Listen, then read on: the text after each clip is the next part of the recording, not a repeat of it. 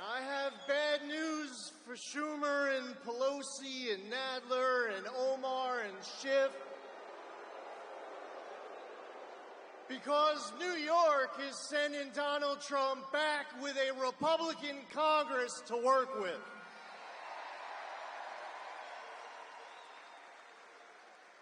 New York was a battleground in 2022, and New York is a battleground again in 2024.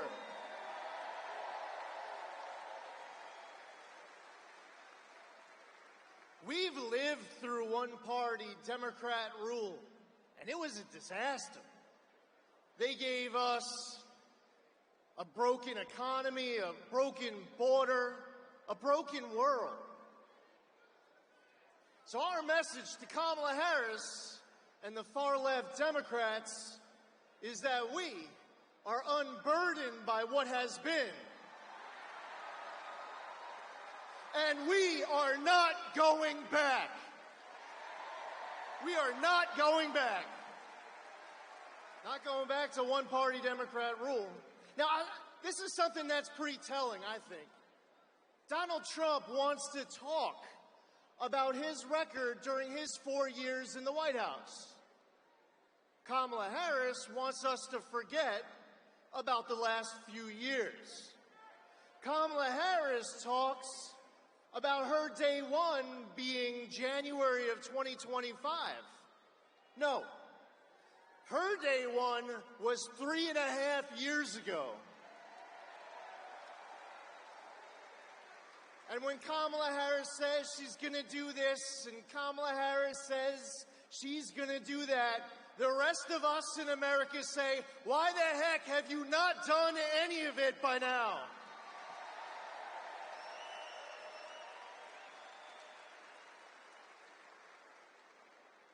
Now, we're not just voting against Kamala Harris. We're voting for a strong economy. We're voting for a secure border and safe streets. We are voting for a military focused on defending America instead of being the world's biggest social experiment. We're voting for a president who ends foreign wars instead of starting new ones. We're voting to save America, and that's why we're voting for Donald J. Trump.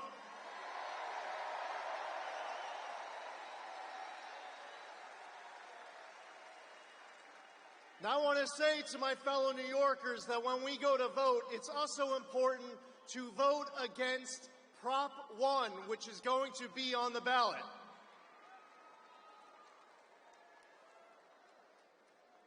It's because I don't believe that boys should be able to compete in girls' sports. It's because I don't believe that males should be able to access female bathrooms and locker rooms. Because I don't believe that non-citizens should ever be given the right to vote. And we don't ever want New York to be a sanctuary state for criminal or illegal aliens. There are endless reasons why the Democrats are trying to put their entire far-left agenda into the New York State Constitution, and that is why we need to stop the far-left Prop 1 and vote no. Everything is on the line. We're less than 50 days to go before this important election. Everything we want for our Constitution, for our freedom, for our veterans, our law enforcement, our flag, it's all on the line. We have someone who we want to stand on his shoulders and send him to the White House, but in order for him to get there, he's going to have to stand on our shoulders. Can Donald Trump count on Long Island? We're supporting the candidate who the other side keeps trying to kill. That's our president. We're supporting the candidate they're trying to lock up for the rest of his life.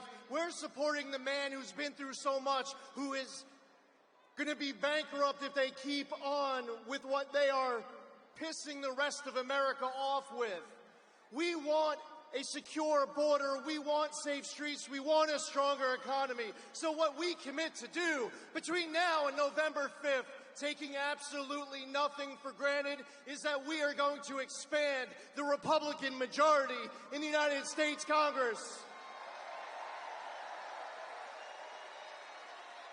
We're going to take Chuck Schumer from majority leader to minority leader. We're sending a Republican majority to the United States Senate.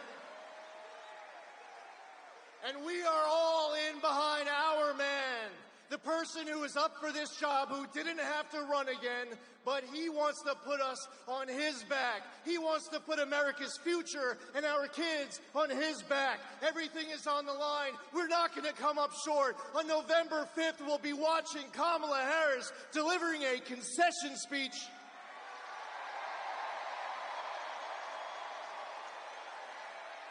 And we will be in for the greatest night of TV again, when Donald Trump and J.D. Vance take that stage to give a victory speech, not for them, but for America. It's all on the line.